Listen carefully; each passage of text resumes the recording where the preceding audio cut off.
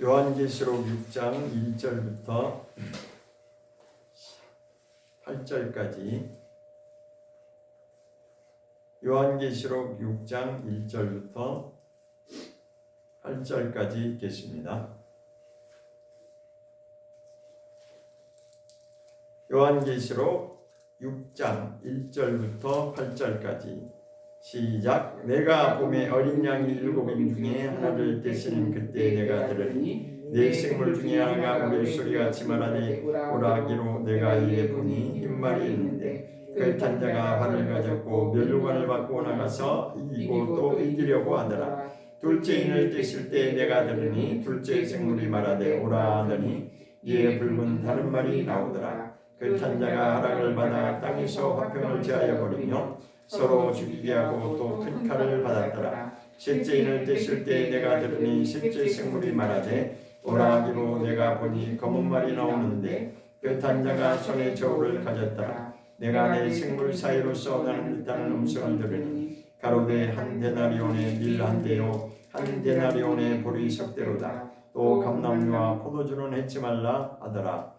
넷째 인을 떼실 때에 내가 넷째 생물의 음성을 들으니 가로되 오라 하기로 내가 봄에 청홍색말이 나오는데 그 탄 자의 이름은 사망이니 음부가 그들을 따르더라. 저희가 땅 4분의 1의 권세를 얻어 검과 흉년과 사망과 땅의 짐승으로서 죽이더라. 아멘. 오늘 말씀의 주제는 종말의 신앙이라는 말씀으로 말씀을 나누고자 합니다. 우리 인생을 네 가지 부류로 분류를 하자면 첫 번째, 지금은 저를 보시면 됩니다. 성경을 읽다 보시고 네 가지 부류로 이제 인간 우리가 살아가는 사람 모두가 다 이렇게 똑같이 살아가고 있는데 네 가지 부류로 나누자면 첫 번째는 아무것도 모르는 채 그냥 살아가는 사람이 있어요. 자기 앞에 눈앞의 현실만 바라보면서 살아가는 그런 부류의 사람이 있고, 두 번째 사람은 세상이 지금 무슨 일이 벌어지고 있는지를 아는 자가 있어요. 그렇게 알고 거기서 알기는 아는데 거기까지. 그리고 세 번째로는 세상에 지금 무슨 일이 일어나고 있는 것을 감지하고 깨달으면서 분별하고 거기에 대비하는 준비하면서 사는 자가 있습니다. 그 다음에 네 번째로는 그 세상에 어떤 일을 만드는 자가 있어요. 어떠한 목적과 계획을 가지고 어떠한 무슨 일을 만들어 가는 자가 있습니다. 그렇게 네 부류의 사람이 있습니다.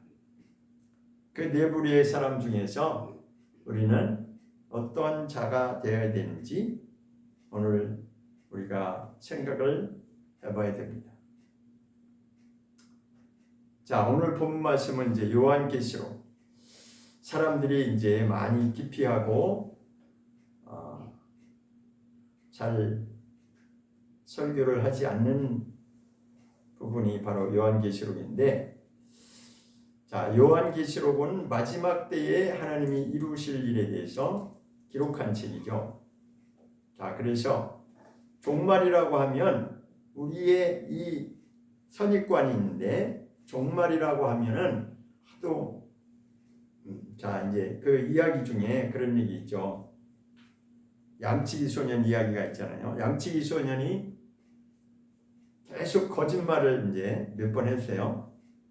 첫 번째, 양치기 소년이 이렇게 소리를 지르면 늑대가 나타났다. 소리를 지르니까 동네 사람들이 진짜인 줄 알고 막 곡괭이 삽 들고 막 쫓아 올라갔어요. 근데 가보니까 그 양치기 소년이 너무 심심해가지고 그냥 한번 해봤다고. 그래서 이제 실망해서 이제 다 내려왔죠. 얼마 동안 시간이 지났는데 똑같은 일이 또 반복됐어요. 이 양치기 소년이 또 마음의 발동을 일으켜서 늑대가 나타났다라고 또 거짓말을 이제 막 소리 지르니까 이제 또 이번엔 진짜인가 보다 하고 막 쫓아 올라갔는데 역시 이번에도 또 거짓말이었어. 그렇게 몇 번을 거짓말을 하다 보니까 이제는 그게 아주 이제는 완성이 돼서 동네 사람들이 믿지 않습니다.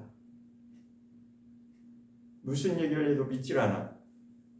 그런데 문제는 마지막에 심각한 문제가 벌어졌어요. 무슨 문제가 벌어졌냐면 정말 늑대가 정말 나타나서 지금 양들을 다 해치고 있는데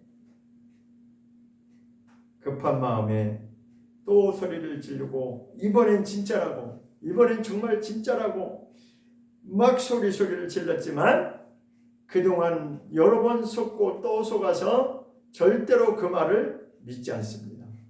올라가지 않았어요. 그럼 어떤 일이 벌어졌을까요? 사태는 심각하게, 그 결론은 설명을 안 해도 알겠죠. 양들이 다 사자 입에 빼앗기는 그런 불상사가 일어나고, 자, 그렇게 그 이야기를 할 수밖에 없는 이유는 이 종말이라고 하는 것을 말을 하면 그동안 우리가 기독교 안에서 너무 여러 번 속은 적이 있기 때문에 믿지 않으려고 합니다. 그리고 듣지도 않으려고 하고, 그거는 뭔가 잘못된 것이라고 종말에 대해서 말하면 무엇인가 좀 이상하게 생각합니다. 그러나 성경을 통해서 우리가 분명히 분별해야 될 것은 종말이라고 하는 것은 사실 처음부터 하나님이 시작부터 그 말씀을 하고 시작하셨다라고 성경은 분명히 밝히고 있습니다. 이사야서 46장을 한번 보겠습니다. 이사야서 46장 10절입니다.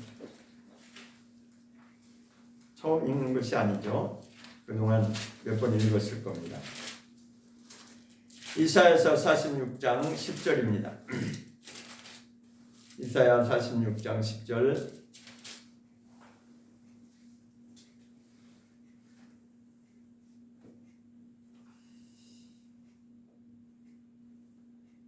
(9절부터) 읽겠습니다. 9절과 10절. 9절과 10절 두 절을 읽겠습니다. 9절 시작. 너희는 옛 정리를 기억하라. 나는 하나님이라. 나 외에 다른 이가 없느니라. 나는 하나님이라. 나 같은 이가 없느니라. 내가 종말을 처음부터 구하며 아직 이루지 아니한 일을 옛적부터 보이고 이르기를 나의 모략이 설 것이니 내가 나의 모든 기뻐하는 것을 이루리라 하였더라. 10절 다시 한번 읽겠습니다. 시작. 내가 종말을 처음부터 구하며 아직 이루지 아니한 일을 옛적부터 보이고 이르기를 나의 모략이 설 것이니 내가 나의 모든 기뻐하는 것을 이루리라 하였노라. 10절의 말씀을 보면 내가 종말을 처음부터 구하며 이렇게 시작하고 있습니다. 그러니까 하나님은 처음부터 하나님의 계획하심을 다 선포하시고 마지막에 어떤 일이 벌어질 것까지 다 하나님은 말씀 그 계획 가운데 이미 다 펼쳐졌다는 것입니다. 자, 그래서 마태복음에 이런 말씀이 있어요. 마지막 때는 노아의 때와 같다라고 그렇게 분명히 말씀하셨는데 노아의 때 어떤 일이 있었는지 우리는 다시 한번 돌아볼 필요가 있습니다. 자, 창세기로 다시 돌아가서 보겠습니다. 창세기 5장으로 가보겠습니다.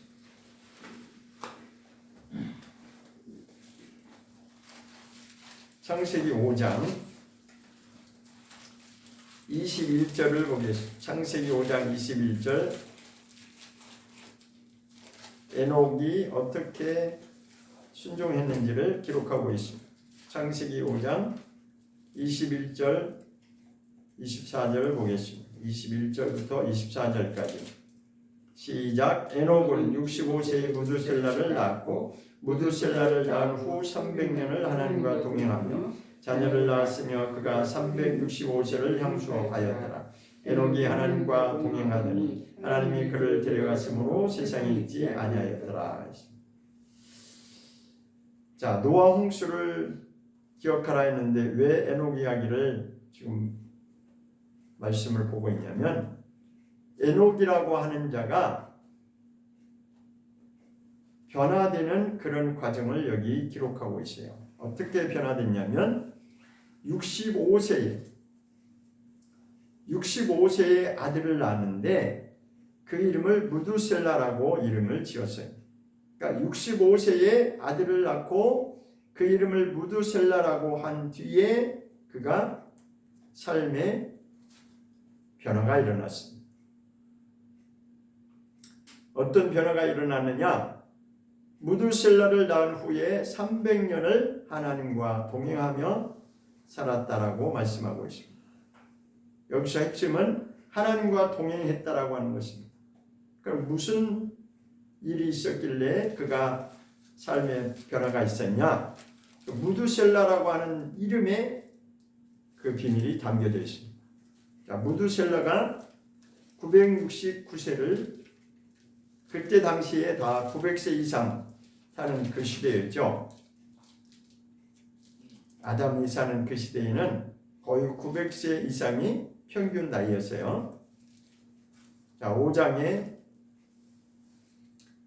5절에 보면 아담도 930세를 살았고 셋도 912세를 살았고 그 다음에 에노스는 905세, 게나는 910세. 자, 이렇게 계속 거의 대부분 90세 이상이 평균 나이였어요. 그런데 그렇게 다 900 이상을 살던 그 시대에 가장 최고로 장수한 자가 무두셀라였어요. 근데 그 무두셀라의 의미가 무엇이냐면 그 이름 안에 하나님이 계시를 주신 것입니다.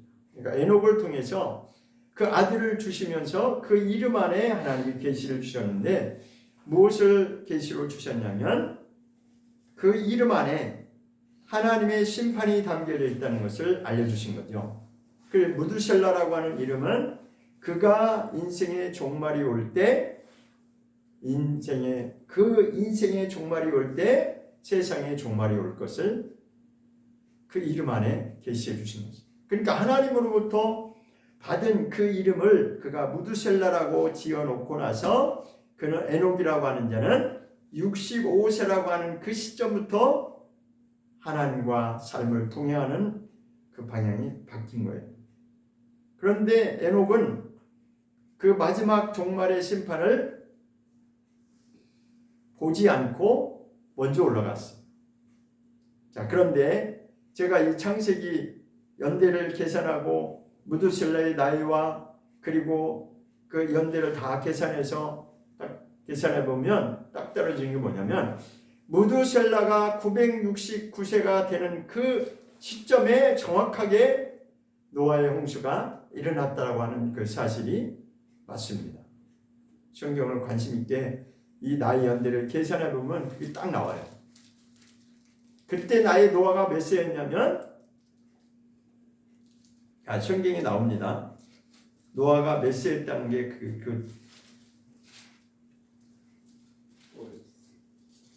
노아가 몇 세였어요? 600세였습니다. 그러니까 노아 홍수가 일어나는 그 시점이 노아는 600세였고 그때 무두셀라의 나이는 969세로서 그가 죽던 해. 그러니까 무두셀라의 종말이죠. 그러니까 종말이라고 하는 것은 개인의 종말이 있고 그 하나님이 심판하시는 그 마지막 종말이 있는데 무두셀라가 죽던 그날의 그 시점에 정확하게 노아는 600세였고 그때 노아의 홍수가 떨어진 것입니다. 자, 이것은 무엇을 말하냐면 에녹이라고 하는 자는 아들을 낳는 그 시점에 인생이 바뀐 것이에요. 그런데 정작 에녹은 그 마지막 종말의 현장을 보질 않았어요. 그럼 누가 그것을 받아서 마지막 종말을 준비했냐면 에녹으로부터 시작해서 무두셀라, 그 다음에 그 아들이 라멕, 또 또 그 아들이 노아 해서 에녹을 기준으로 하면 에녹의 증손자인 노아가 그 마지막 시대를 그때 당시 하나님의 심판이 있었는데 그 심판의 시대에 노아가 그것을 선포한 자였죠. 자, 그렇다면 에녹은 그냥 아무것도 안 하고 있었을까요? 그렇지 않죠. 에녹으로부터 시작해서 본격적으로 마지막 종말이 올 것을 선포했을 겁니다. 성경에 그런 기록이 나와 있지 않지만 저 아들이 죽는 날 하나님의 심판이 온다라고 하는 것을 계속해서 선포를 했을 것입니다. 그것이 무두셀라에게 이어졌고 그 다음에 라멕으로 이어졌을 것이고 그 다음에 노아에게 결국은 그 일이 현실로 일어난 것이죠. 자, 이것은 무엇을 얘기하냐면 하나님의 말씀은 그대로 이루어진다라고 하는 사실입니다. 그런데 자, 마태복음으로 돌아와서 마태복음 24장을 보겠습니다. 마태복음 24장 마태복음 24장에 노아 이야기가 나오죠. 마태복음 24장 37절을 보겠습니다. 마태복음 24장 37절 시작. 노아의 때와 같이 인자의 맘도 그러하리라. 홍수전에 노아가 방주에 들어가던 날까지 사람들이 먹고 마시고 장가들고 시집가고 있으면서 홍수가 나서 저희를 다 멸하기까지 깨닫지 못하였으니 인자의 맘도 이와 같으리라 했습니다. 자, 여기 37절에 노아 이야기가 나오고 인자의 임함이라고 나와 있습니다. 인자의 임한다라고 하는 것, 인자가 임하신다라고 하는 것은 예수 그리스도의 다시 오시는 재림을 여기서 말씀하고 있는 거죠. 예수님이 반드시 다시 오시는데 그 인자의 다시 오심, 예수님의 재림에 대해서 그 시점이 노아의 때로 거슬러 올라가면 그 시대와 같이 이 사람들이 믿지 않는다는 것이에요. 안 믿는다는 거예요. 그때 당시에 노아가 그렇게 얼마나 선포를 했겠어요. 그러니까 사람들은 그냥 아무 생각 없이 사는 사람들이 대부분의 사람들이라는 거예요. 그 역사 이야기에 보면 자, 여러분 임진왜란은 잘 아시죠? 근데 역사에 보면 임진왜란이 일어나기 벌써 오래전에 그 어떤 누군가에 의해서 제가 이름을 까먹었는데 누군가에 의해서 그것을 미리 말한 사람이 있어요. 그런 사람을 뭐라고 그래요? 선각자라고 그러죠. 우리는 이제 성경에 익숙해가지고 무조건 이제 예언자 이렇게 나오는데 그 당시에 먼저 앞을 내다보는 자가 누구냐면 선각자예요. 선각자 아니면 선견자. 미리 앞을 내다볼 수 있는 그런 식견이 있는 사람이죠. 그러니까 그 당시 아주 학식이 있고 뭔가 이렇게 지혜가 있는 그 사람이 앞으로 10년 후에 이런 일이 벌어질 거다. 일본의 예구가 우리를 침입할 거니까 10만 군의 대군을 10만의 그 군사들을 양성해야 된다. 그 얘기를 미리 했거든요. 준비해야 된다. 안 그러면 우리는 침략을 당할 것이고 우리는 다 먹힐 수 있다. 라고 하는 것을 미리 내다보고 그것을 준비할 수 있도록 그렇게 조정에도 말했을 것이고 했어요. 그렇지만 그 당시에 조정에 있는 사람들은 그걸 무시했어요. 비웃었어요. 아니 멀쩡한데 야 외놈들이 우리를 침범한다고? 그런 일은 없을 거야. 그런 일은 없어. 그러니까 너무 자만하고 너무 교만하니까 그 말을 듣지 않는 거예요. 그런데 실제로 시간이 흘러가니까 어떤 일이 벌어졌어요? 역사에 그런 일이 벌어졌어요. 그래서 나라가 완전히 망할 뻔하다가 겨우겨우 어느 한 사람의 정말 목숨 건 헌신에 의해서 겨우겨우 나라를 건질 수 있었어요. 그러니까 세상의 역사도 그렇게 앞을 내다보는 선견자가 있고 선각자가 미리 깨닫는 자가 있는데 하물며 이 말씀 하물며 하나님의 그 말씀이랴 우리가 어떻게 그 말씀을 무시하고 경홀히 여길 수 있어요. 소돔과 고모라 성이 멸망하는 것도 미리 말해줬는데 그 당시에 누군가가 농담으로 여겼다고 그랬어요. 그런데 시간이 지나니까 그대로 그런 일이 벌어졌어요. 우리는 역사를 통해서 성경이 얼마나 정확한지를 분명히 알아야 됩니다. 자, 한번 말씀을 통해서 한번 보겠습니다.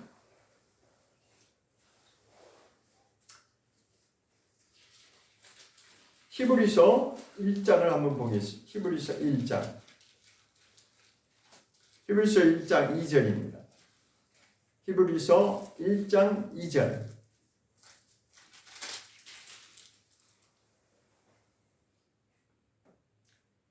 시작. 이 모든 날 마지막에 아들로 우리에게 말씀하셨으니 이 아들을 만유의 후사로 세우시고 또 저로 말미암아 모든 세계를 지으셨느니라 했습니다. 여기 보면 이 모든 날 마지막에 이렇게 돼 있죠. 자, 이 모든 날 마지막. 이 시점은 언제를 말하고 있냐면 예수 그리스도의 초림 때를 이렇게 말씀하는 겁니다. 예수님이 벌써 2000년이 훨씬 지났죠. 2000년 전에 이 땅에 오셨는데 그때 시점을 여기서 설명하고 있는 것입니다. 그러니까 마지막 때가 언제냐? 그러니까 하나님의 계획 가운데 마지막 때가 언제부터 출발점이냐? 예수님이 이 땅에 오신 그때가 바로 예수님이 오신 그 초림의 때가 마지막 때로 시작되는 것입니다. 사실. 그러니까 벌써 성경대로 한다면 하나님의 그 계획의 시간표대로 한다면 마지막 때는 언제부터 시작됐냐면 2000년부터 이미 시작된 것입니다. 하나님의 아들이 이 땅에 육체로 임하실 그때 이미 마지막에 그 시점의 시간표는 출발이 된 겁니다. 그럼에도 불구하고 2000년이라고 하는 우리의 인간의 시점으로 볼 때는 엄청난 세월이 흘렀음에도 불구하고 예수님이 아직 오시지 않았죠. 자, 그럼 다시 노아의 때로 거슬러 올라간다면 누가 최초로 그 계시를 직접적으로 하나님으로부터 받았느냐면 에녹이라고 하는 자가 그 계시를 직접 받은 거예요. 그 아들을 통해서. 내 아들의 이름을 무드셀라라고 이름해라. 그 뜻은 뭐냐면 그가 죽는 날, 그가 마지막 종말이 오는 날 세상은 내가 심판할 것이다. 마지막 종말이 있을 것이다. 라고 그때 하나님이 계시를 주셨는데 그때부터 몇 년을 하나님이 기다리셨어요? 900하고도 69년을 하나님이 기다려 주신 거죠. 969년 동안 아무 일 없었어요. 자, 그런데 그러면 에녹도 선포했을 거고 무드셀라도 그 얘기를 계속 선포했을 것이에요. 그런데 마지막 노아 때는 결국 어떤 일이 벌어졌어요? 노아의 8 식구만 하나님의 방주에서 살아남고 나머지는 다 하나님 멸하셨다는 거예요. 그런 일이 벌어진다는 거예요. 왜? 아무도 믿지 않으니까.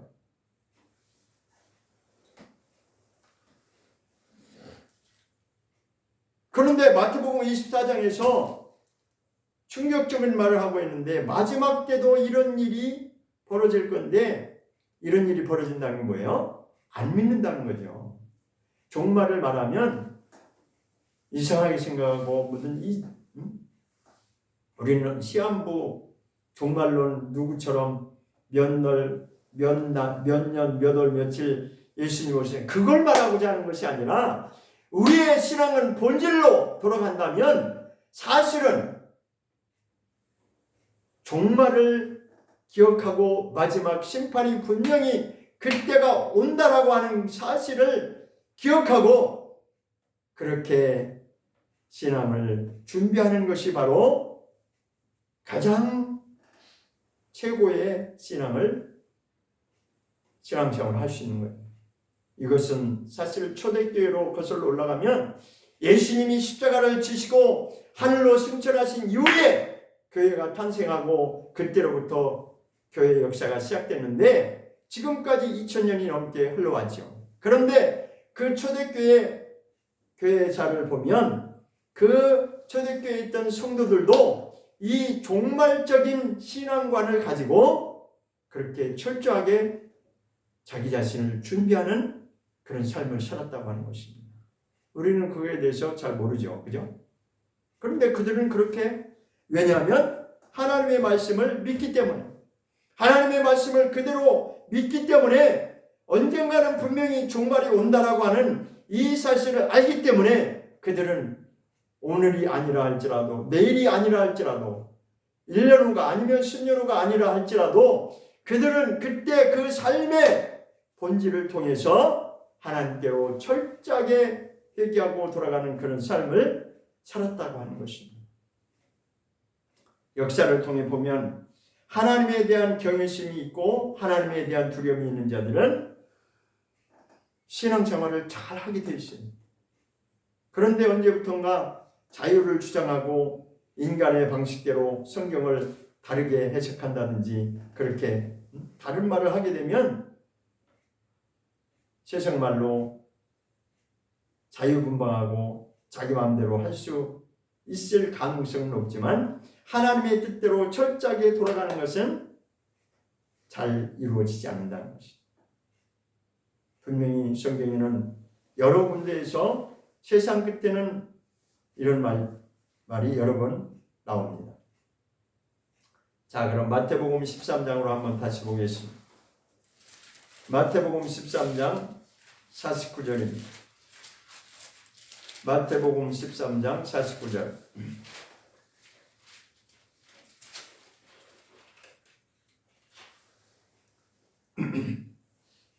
마태복음 13장 49절입니다. 시작. 세상 끝에도 이러하리라. 천사들이 와서 어린 중에서 악인을 갈라내어. 세상 끝이라는 표현을 하고 있죠. 마지막 종말을 지금 미리 말씀하는 거죠. 종말이 있다는 것입니다. 언젠가는 결론이 나온다는 것입니다. 그런데 우리는 현실에만 아무 생각 없이 살다 보면 감각이 무뎌지게 돼 있죠. 자, 그럼 마태복음 24장으로 가서 거기에도 예수님이 하신 말씀이 있습니다. 마태복음 24장. 마태복음 24장입니다. 마태복음 24장 3절을 보겠습니다. 마태복음 24장 3절 시작. 예수께서 감람산 위에 앉으셨을 때에 제자들이 종용이 와서 가로되 우리에게 이르소서 어느 때 이런 일이 있겠사오며 또 주의 임하심과 세상 끝에는 무슨 징조가 있사오리까. 야, 저기 감람산이라고 하는 데서 예수님이 앉아서 쉬고 계실 때 제자들이 조용히 와가지고 질문을 했어요. 어느 때 이런 일이 있겠사오며 또 주의 임하심과 세상 끝에는 무슨 징조가 있겠습니까? 라고 질문했죠. 자, 지금 예수님이 제자들의 눈앞에 지금 있어요. 그죠? 그때는 예수님이 살아계실 때고 제자들이 예수님을 마주보면서 지금 대화를 하고 있는데 주의 임하심과 라고 하는 표현을 했죠. 그럼 주의 임하심이라는 게 뭐예요? 예수님이 다시 오시는 그 시점을 지금 여기서 말하고 있는 거죠. 다시 말해서 예수님의 두 번째 오심, 재림에 대해서 말씀하고 있는 거예요. 그러면서 거기에 연이어 나오는 게 뭐였어요? 세상 끝에는 무슨 징조가 있겠습니까? 그래서 세상 끝이라고 하는 표현이 나와 있죠. 마지막 종말에는 이런 표현이죠. 마지막 종말의 때는 어떤 징조가 있겠습니까? 그러니까 어떤 징조가 나타나면 마지막에 종말의 때라고 알 수 있겠습니까? 라고 질문하니까 예수님이 이 마지막 때에 대해서 여기서 설명하고 있는 것입니다. 4절부터 보겠습니다. 4절 시작. 예수께서 대답하여 가라사대 너희가 사람의 미혹을 받지 않도록 주의하라. 자, 첫 번째 무엇이 나왔어요? 미혹에 대해서 나오고 있습니다. 미혹. 너희가 사람의 미혹을 받지 않도록 주의하라. 이렇게 있습니다. 자, 이 말씀이 어디하고 연결이 되냐면 오늘 우리가 읽은 계시록 6장의 말씀하고 연결이 되는 것인데, 그것이 무엇이냐면 다시 요한계시록 6장으로 가보겠습니다. 요한계시록 6장.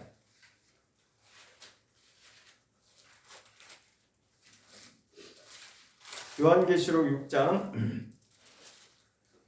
자, 인때는 이야기, 첫째 인부터 이제 오늘 본문 말씀에는 네 번째 인까지 나왔어요. 첫 번째 인을 한번 보겠습니다. 1절부터 2절까지죠. 1절, 2절을 보겠습니다. 시작. 내가 봄에 어린 양이 7인 중에 하나를 떼시는 그때 내가 들으니 내 생물 중에 하나가 우레소리같이 말하되 오라 하기로 내가 이에 보니 흰 말이 있는데 그 탄 자가 활을 가졌고 면류관을 받고 나가서 이기고 또 이기려고 하더라. 그래서 여기 보면 흰 말이라고 하는 말이 나오죠. 그죠? 이 첫 번째 말이 흰 말이에요. 그러니까 흰 말이 무슨 뜻이냐면 사실은 이 마태복음 24장 예수님이 4절에서 말씀하신 것처럼 너희가 사람의 미혹을 받지 않도록 주의하라. 미혹이라고 하는 거하고 연결이 되는 것입니다. 첫 번째는 미혹이에요. 그러니까 마지막 때가 되면 이 미혹하는 것들이 많이 일어난다는 거죠. 그럼 흰말이 왜 미혹이냐? 흰말은 저 계시록 19장에 가보면 백마 타고 나오는 예수님 이야기가 나오거든요. 그러니까 흰말은 흰말인데 가짜라는 거예요. 문제는. 왜 미혹이냐면 흰말은 예수님처럼 그럴듯하게 등장을 하지만 진짜가 아니고 가짜라는 거예요. 그럼 진짜가 아니고 가짜면 뭐예요? 미혹하는 자라는 거지. 거짓 선지자라는 거지. 그러니까 첫 번째 인이 떨어지면 그런 일이 벌어진다는 것입니다. 자, 그럼 두 번째는 다시 마태복음 24장하고 계시록 6장하고 이렇게 연결되는 것을 지금 이제 보고 있는 것입니다. 5절 마태복음 24장 다시 돌아와서 5절을 보겠습니다. 시작. 많은 사람이 내 이름으로 와서 이르되, 여기 많은 사람이 누구 이름으로 온다고요? 내 이름으로 온다는 거짓말 한다는 거예요. 미혹한다는 거예요. 예수 이름으로 거짓말 한다는 거죠. 요즘 그런 사람들 있잖아요. 그죠? 많은 사람이 내 이름으로 와서 이르되 나는 그리스도라 하여 많은 사람을 어떻게 한다고? 미혹한다는 거예요. 그러니까 첫 번째 일어나는 일이 뭐냐면 미혹하는 일들이 일어난다. 자, 그 다음에 이제 두 번째로 넘어갑니다. 6절 시작. 난리와 난리소문을 듣겠으나 너희는 삼가 두려워 말라. 이런 일이 있어야 하되 끝은 아직 아니니라. 아직은 아닌데 이제 시작됐다라는 거죠. 근데 그게 뭐예요? 난리와 난리 소문이 들려집니다. 난리와 난리가 뭐예요? 전쟁을 말하는 겁니다. 전쟁. 자, 예수님은 난리라고 표현했는데 계시록에서는 다시 이제 계시록 가겠습니다. 계시록 6장으로 다시 돌아가서 3절을 보겠습니다. 계시록 6장 3절 시작. 둘째 인을 떼실 때에 내가 들으니 둘째 생물이 말하되 오라 하더니 이에 붉은 다른 말이 나오더라. 그 탄 자가 허락을 받아 땅에서 화평을 제하여 버리며 서로 죽이게 하고 또 큰 칼을 받았더라 했습니다. 자, 여기 두 번째가 붉은 말이 나오죠. 그렇죠? 첫 번째 말은 흰 말이었고 두 번째 말은 붉은 말인데 이것을 뒤 후반부에 설명하는데 뭐라고 되어 있냐면 땅에서 화평을 제하여 버리고 서로 죽이게 하고 큰 칼을 받았다라고 칼 이야기가 나옵니다. 자, 칼이라고 하는 것을 자, 성경의 구약의 시점으로 우리가 해석을 하면 구약에서 하나님이 심판하는 가장 주된 내용 세 가지가 있는데 하나는 칼이고 하나는 기근이고 하나는 전염병이에요. 그게 계속 반복되는 겁니다. 칼과 기근과 전염병. 또 역병이라고도 표현하기도 하고 뭐 연병이라고 표현하기도 하고 뭐 온역이라고 표현하기도 이렇게 다른 표현을 하기도 하는데 어쨌든 세 가지가 반복되어 나오는 게 뭐냐면 하나는 칼이고 그 다음에 하나는 기근이고 하나는 전염병입니다. 그럼 칼이 뭐냐? 전쟁을 말합니다. 전쟁이 일어나서 사람들을 자꾸 죽이는 일이 벌어진다는 거예요. 그게 이제 여기 칼의 의미로 나온 거예요. 그러니까 두 번째 붉은 말이라고 하는 것이 바로 뭐냐면 전쟁을 지금 말하고 있는 것입니다. 자, 다시 마태복음으로 다시 24장으로 돌아갑니다. 지금 계속 예수님이 하신 마태복음 24장의 말씀과 계시록 6장의 그 내용이 연결되기 때문에 지금 비교하면서 찾아보고 있습니다. 자, 6절을 보겠습니다. 24장 6절 시작. 난리와 난리의 소문을 듣겠으나 너희는 삼가 두려워 말라. 이런 일이 있어야 돼. 아직은 아니다는 거. 아직은 끝난 것이 아니다. 자, 7절 보겠습니다.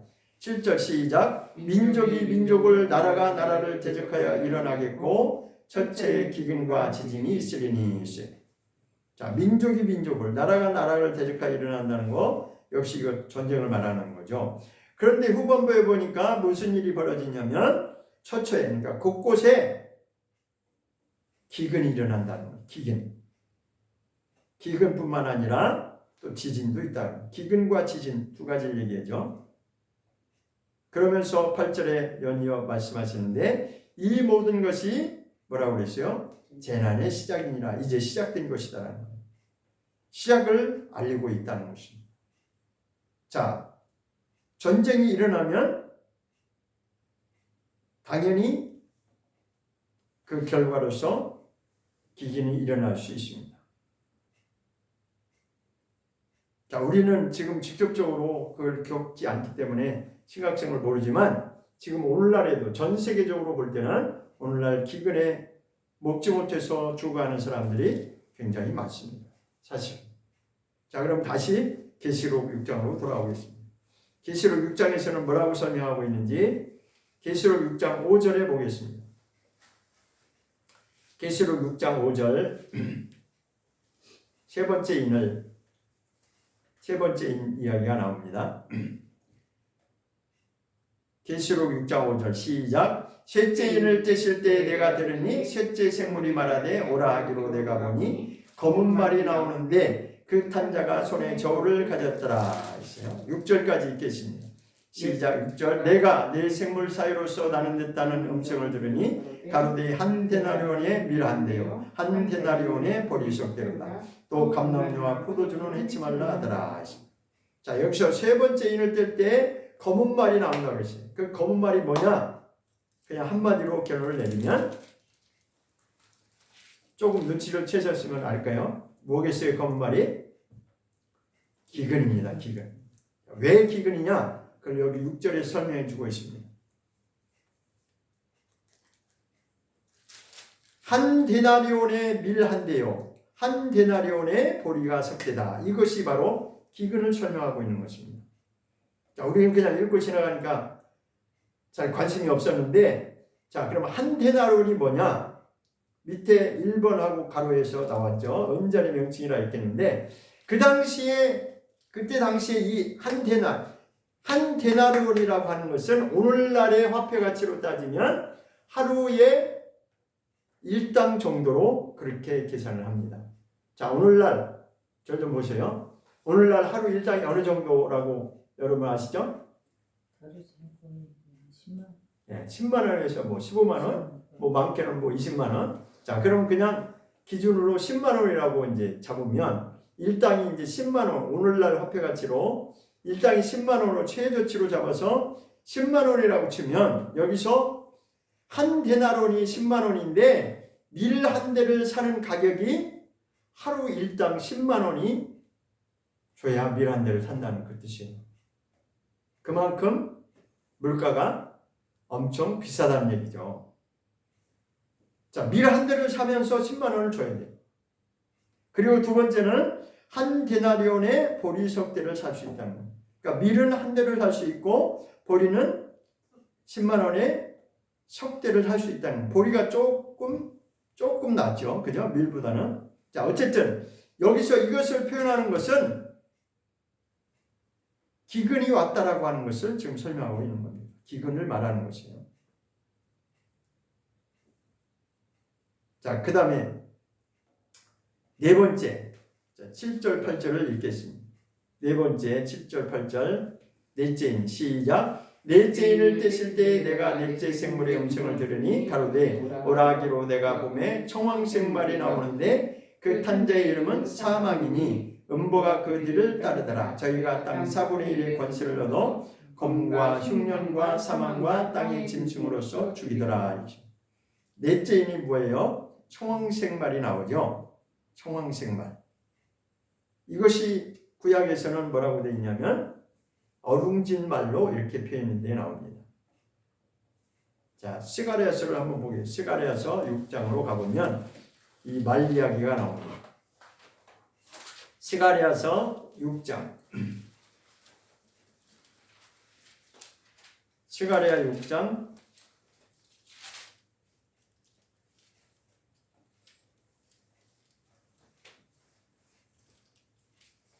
1절부터 읽겠습니다.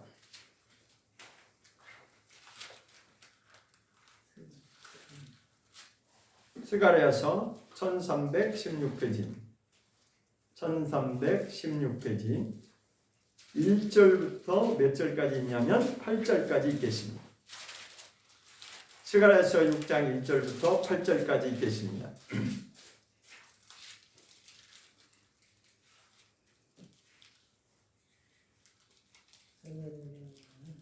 1316페이지 6장 1절부터 8절까지 읽겠습니다. 시작. 내가 또 눈을 들어본즉 내 병거가 두 산 사이에서 나왔는데 그 산은 노산이더라. 첫째 병거는 홍마들이, 둘째 병거는 흑마들이, 셋째 병거는 백마들이, 넷째 병거는 어룽지고 건정한 말들이 되었는지라. 내가 내게 말하는 천사에게 물어 가로되 내 주여 이것들이 무엇입니까? 천사가 대답하여 가로되 이는 하늘의 내 바람인데 온 세상의 주 앞에 모셨다가 나가는 것이라 하더라. 흑마는 북편 땅으로 나가매 백마가 그 뒤를 따르고 어룽진 말은 남편 땅으로 나가고 건장한 말은 나가서 땅에 두루 다니고자 하니 그가 이르되 너희는 여기서 나가서 땅에 두루 다니라 하며 곧 땅에 두루 다니더라. 그가 외쳐 내게 일러 가로되 북방으로 나간 자들이 북방에서 내 마음을 시원케 하였느니라 하더라. 자, 여기 보면 홍마가 나오고 그 다음에 흑마가 나오고 백마가 나오고 이렇게 나오죠. 그리고 하나는 어룽지고 건장한 말. 그러니까 여기 백마도 나왔어요. 흰말. 계시록에 나오는 첫 번째. 여기 뭐 순서대로 나오진 않았지만 어쨌든 백마가 이제 계시록에서는 흰말이고 그 다음에 홍마는 계시록에서 붉은 말이죠. 그 다음에 흑마는 세 번째 검은 말이죠. 그 다음에 네 번째가 어룽지고 건장한 말이 바로 청황색 말을 말하는 겁니다. 이렇게 이미 예언서, 구약의 예언서를 통해서 스가랴 선지자를 통해서 이 말씀이 이미 나와 있습니다. 자, 그래서 다시 요한계시록 아까 이제 읽었죠. 마태복음으로 다시 돌아갑니다. 24장 예수님이 하신 말씀, 마지막 때에 관한 예수님의 말씀을 다시 보도록 하겠습니다. 마태복음 24장으로 가서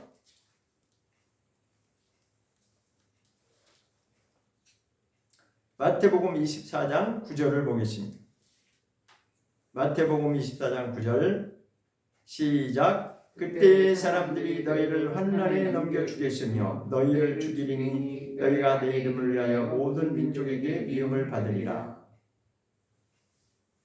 10절까지 13절까지 읽겠습니다. 9절부터 시작. 그때 사람들이 너희를 환난에 넘겨주겠으며 너희를 죽이리니 너희가 내 이름을 위하여 모든 민족에게 미움을 받으리라. 그때 많은 사람이 시험에 빠져 서로 잡아주고 서로 미워하겠으며 거짓 선자가 많이 일어나 많은 사람을 미혹해 하겠으며 불법이 성함으로 많은 사람이 사랑이 식어지리라. 13절. 그러나 끝까지 견디는 자는 구원을 얻으리라. 거짓 선지자도 나오고 미혹이라고 하는 것이 11절에 다시 한번 나왔죠. 그 다음에 12절에서는 불법이 성함으로 이렇게 나오죠. 불법이 아주 너무나 많이 일어난다는 거죠. 불법이 그냥 가끔가다 한번 일어나는 그런 불법이 아니라 불법이 아예 그냥 거짓이 판을 친다는 거예요.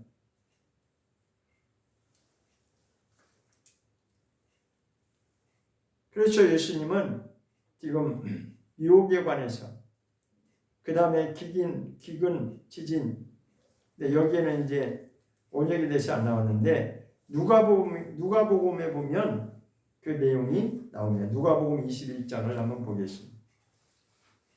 누가복음 21장 똑같은 내용인데 21장에도 그 이야기가 나옵니다. 누가복음 21장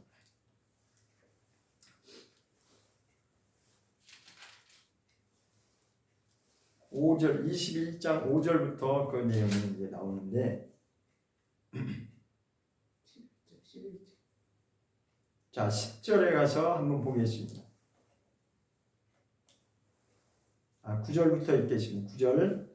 9절부터 시작. 난리와 소란의 소문을 들을 때 두려워 말라. 이 일이 먼저 있어야 하되 끝은 곧 되지 아니하니라. 또 이르시되 민족이 민족을 나라가 나라를 대적하여 일어나겠고 첫째 큰 지진과 기근과 온역이 있겠고 또 무서운 일과 하늘로서 큰 징조들이 있으리라. 이렇게 했죠. 여기 보면 온역이라는 말이 11절에 나옵니다. 지진과 그리고 기근 설명했죠. 밀 한 대 값이 일당 10만 원에 이렇게 그게 기근이라고 하죠. 여기 보면 지진도 일어나고 기근도 있고 온역이라고 하는 게 뭐냐면 전염병을 말하는 겁니다. 역병.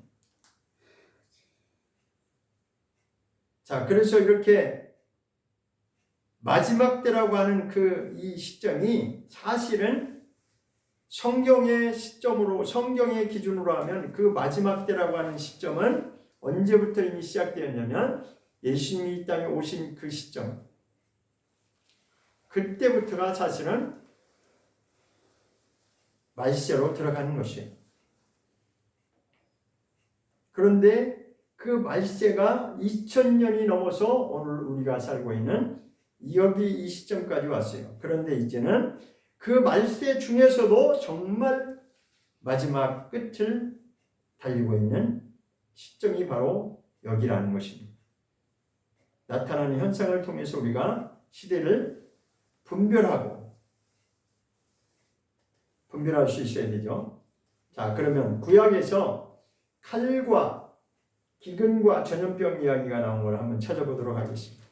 에스겔 14장을 한번 보겠습니다. 에스겔서 14장 21절을 한번 보겠습니다. 여러 군데 나와 있는데 한 절만 찾아보겠습니다. 에스겔서 14장 21절입니다.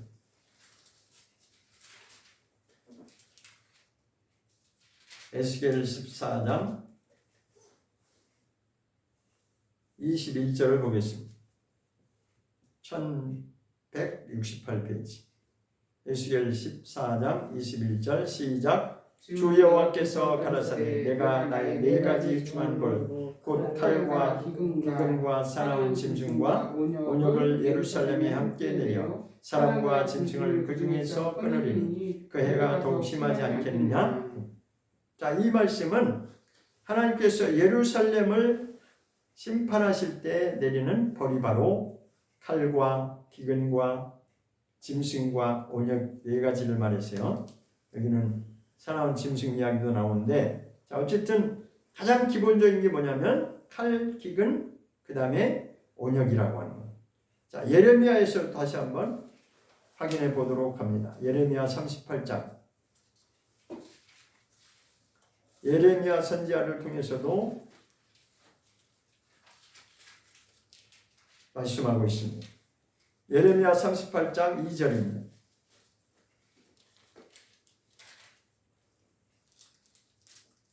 예레미야 38장 2절 시작. 여호와께서 이같이 말씀하시되 이 성에 머무는 자는 칼과 기근과 연병이 죽으리라. 그러나 갈대아인에게 항복하는 자는 살리니 그의 생명이 노량물을 어둠같이 살리라 하십니다. 그러니까 여기 이 말씀도 역시 이스라엘 백성들을 하나님이 심판할 때 무엇을 통해 했냐면 칼과 기근과 연병, 연병은 전염병을 말하는 거예요. 아까 누가복음에서는 온역이라고 이렇게 표현을 했습니다. 그러니까 세 가지 하나님이 심판하실 때 항상 나오는 게 뭐냐면 칼과 기근과 전염병, 역병이죠. 청황색이 전염병이고. 자, 그래서 칼은 전쟁을 말하고 기근은 말 그대로 아까 설명했죠. 기근, 먹을 것이 없어서 이제 물가가 그렇게 비싸지는 거, 그리고 연병이라고 하는 것은 전염병을 말하는데, 자, 다시 한번 이제 계시록으로 또 가겠습니다. 요한계시록 6장으로 다시 가보겠습니다.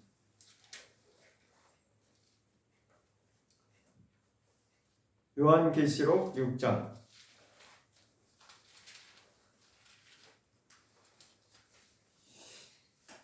요한계시록 6장 7절 8절을 보겠습니다. 네 번째인 요한계시록 6장 7절 8절을 보겠습니다. 시작. 넷째 인을 떼실 때에 내가 넷째 생물의 음성을 들으니 가로되 오라 하기로 내가 보매 청황색 말이 나오는데 그 탄 자 이름은 사망이니 음부가 그 뒤를 따르더라. 저희가 땅 4분의 1의 관세를 얻어 검과 흉년과 사망과 땅의 짐승으로서 죽이더라. 이게 네 가지가 나오죠. 청황색 말이 이제 청황색 말이 나오는데 이것은 복합적으로 이제 다 일어나는 거예요.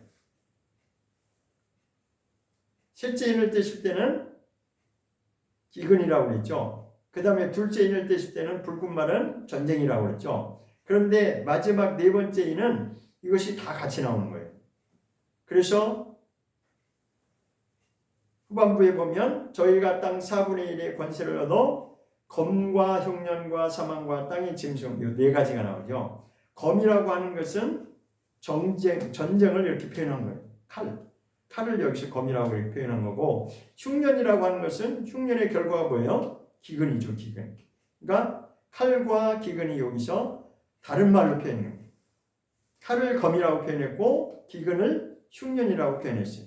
그래서 그 다음에는 이제 사망과 땅의 짐승 요 두 가지가 더 나오는데, 사망과 땅의 짐승이라고 하는 요 두 가지가 바로 뭐냐면 전염병을 여기서 암시하고 있는 겁니다. 전염병을 말하는 겁니다.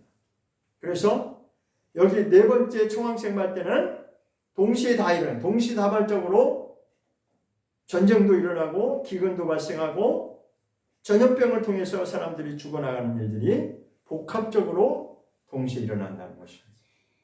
그래서 첫 번째 흰 말이 뭐라고요? 미혹하는 거. 예수님이 말씀하셨어요.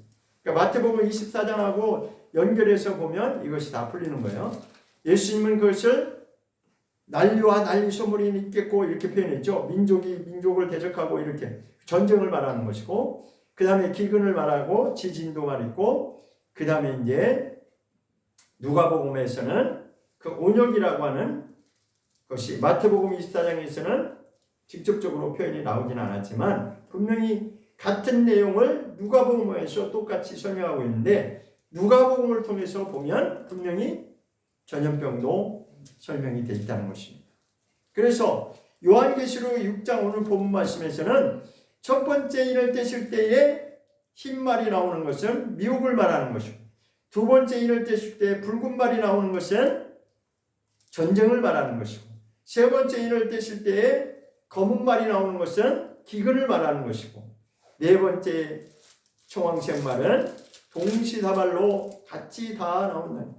전쟁도 기근도 전염병으로 인한 사망이 다 같이 따라 나오는 것입니다. 그래서 우리가 이 말씀에 준하면, 이 말씀에 기준하면 오늘날 우리는 어디까지 와 있는지를 감시를 해야 됩니다. 깨닫는 자는 분명히 깨달을 수 있는 거죠. 아, 지금 어느 시대까지 왔구나 라고 하는 것을, 종말의 때를 살고 있는 이 시점에 우리가 정말 어디까지 지금 와 있는지 이것을 분명히 깨달을 수 있어야 되는 것입니다. 이것은 창세기 5장에 에녹이 그러했던 것처럼 아들 무두셀라를 주시면서 그 마지막 그 개인의 종말이 있을 그때가 바로 세상의 종말이다라고 해서 그때 한번 물로 하나님이 심판한 적이 분명히 있었습니다. 이것은 부인할 수 없는 역사적인 사실이고, 그런데 마태복음 24장에서는 예수님이 뭐라고 말씀하시냐면 마지막 때는 이와 같으니, 마태복음 24장 다시 한번 보겠습니다. 마태복음 24장 후반부에 가서 그렇게 말씀하고 있습니다. 35절부터 다시 한번 읽겠습니다. 마태복음 24장 35절부터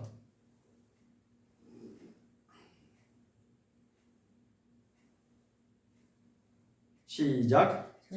천지는 없어지겠으나 내 말은 없어지지 아니하리라. 그러나 그날과 그때는 아무도 모르나니 하늘의 천사들도 아들도 모르고 오직 아버지만 아시느니라. 노아의 때와 같이 인자의 마음도 그러하리라. 홍수전에 노아가 방주에 들어가던 날까지 사람들이 먹고 마시고 장가들고 시가고 있으면서 홍수가 나서 저희를 다 멸하기까지 깨닫지 못하였으니 인자의 마음도 이와 같으리라. 그때 두 사람이 밭에 있음에 하나는 데려감을 당하고 하나는 버려둠을 당할 것이요 두 여자가 매를 갈고 있음에 하나는 데려감을 당하고 하나는 버려둠을 당할 것이니라. 그러므로 깨어있으라. 어느 날에 너희 주가 임하는지 너희가 알지 못함이니라. 너희도 아는 바니 만일 집주인이 도적이 어느 경정에 올 줄 알았다면 깨어있어 그 집을 뚫지 못하게 하였으리라. 이러므로 너희도 예비하고 있으라. 생각지 않을 때 인자가 오리라. 충성되고 지혜는 종이 되어 주인에게 그 집 사람들을 맡아 때를 따라 양식을 나눌 자가 누구뇨. 여기까지. 마지막 45절에 보면 뭐라고 했냐면 때를 따라 양식을 나눠줄 자가 누구냐, 이런 말씀하고 있습니다. 때를 따라 양식을 나눠줄 자, 이 말이 뭐예요? 하나님의 때를 분별하고 그에 맞는, 그 시대에 맞는, 그때에만 하나님의 그 시간표를 깨닫고 그 하나님의 때를 분별하면서 그 하나님의 때에 맞는 그런 말씀을 전할 자가 과연 누구냐, 주의 종들을 말하는 거죠. 다른 말로 하면 종말의 신앙으로 자기 자신을 준비하고 개인을 준비할 뿐만 아니라 정말 하나님의 심판의 마지막 때를 준비하며 살 수 있는 그런 지혜로운 자가 되기를 성경은 분명히 말씀하고 있습니다. 때를 분별할 줄 알아야 됩니다. 서두에 제가 말씀드린 것처럼 그냥 아무 생각 없이 현실만, 눈앞의 현실만 바라보고 사는 자들이 있고, 그 다음에 어떤 사람은 무슨 일이 지금 벌어지고 있는지를 아는 사람이 있고, 그 다음에 세 번째로는 무슨 일이 벌어지는지를 알고 거기에 대비하는 자가 있고, 그런데 네 번째는 그 무슨 일을 일으키는 사람이 있다는 거예요. 마지막 네 번째는 악한 자들이 그런 일을 벌이는, 악한 자들이 자기네들의 어떤 목적을 가지고 그런 일을 고의적으로 일으킨다는 것입니다. 이것은 우리가 오늘날 현실을 살아가면서 우리의 현실이라고, 우리의 당면한 숙제요, 과제라고 하는 것을 우리가 분명히 받아들여야 됩니다. 종말을 말하면 이상하게 생각하고 이단시하고, 왜냐하면 항상 이단들이 이걸 가지고, 계시록을 가지고 그렇게 거짓말을 하고 자기네들 임의대로 이렇게 거짓말하고 몇 번을 아주 수도 없이 당해왔기 때문에 사람들이 그것을 말하는 것을 꺼려해요. 그러나 이제는 그렇게 하면 안 됩니다. 말씀대로 돌아가서 정말 우리는 그 마지막 때를 준비하면서 자기 개인의 종말을 준비할 뿐만 아니라 정말 하나님의 마지막 노아의 때와 같이 그런 일이 벌어진다는 거예요. 노아의 때와 같이 무슨 일이 벌어진다는 거예요? 안 믿는다는 거죠. 그때도 그랬다는 겁니다. 노아의 때도 사람들이 아무리 노아가 선포를 해도 멀쩡한 날에 무슨 홍수는 무슨 멀건 대낮에 무슨 비가 온다고 하냐. 그러니까 아무 일이 안 벌어졌죠. 무두셀라가 에녹이 그 계시를 받고 자기를 준비하며 하나님과 동행하는 하나님께 헌신하는 철저히 하나님께로 돌아가는 그런 삶으로 준비했는데 정작 그것을 철저하게 준비했던 에녹은 그 마지막 종말을 보지 않고 먼저 올라가지. 그런데 누가 무두셀라가 죽던 그 해에 그의 노아는 600세였고 그의 정확하게 하나님의 때가 되니까 분명하게 그 일이 벌어졌고 비가 내리기 시작했고 온 세상은 다 물로 다 심판을 받을 수밖에 없는 그런 일이 역사 가운데 있었다는 것입니다. 그러나 오늘날 물로 심판하는 일은 없지만 분명히 하나님의 마지막 때의 심판은 반드시 일어날 것을 성경은 분명히 예언하고 있습니다. 앞을 내다볼 수 있는 선각자가 말을 할 때도 그 말을 믿지 않으니까 어떤 일이 벌어져요. 정말 재앙이 나라가 망할 수밖에 없는 그런 재앙이 벌어지듯이 사람의 그런 앞을 내다보는 그런 예언도 그럴진데 하물며 하나님의 말씀이야 더 말할 이유가 없죠. 하나님의 말씀을 우리가 무시하고 산다면 자기를 준비할 수 없을 것입니다. 그러므로 이 시대의 가장 복받은 인생은 정말 하나님의 말씀 앞에서 부드러운 마음이 정말 부드러운 자. 마음이 부드럽다는 건 뭐예요? 내 마음이 강팍하지 않고 말씀 앞에 그 말씀을 무시하지 않고 그 말씀을 그대로 받아들이는 순종하는 그런 자가 될 수 있기를 예수 이름으로 축원합니다. 기도하겠습니다.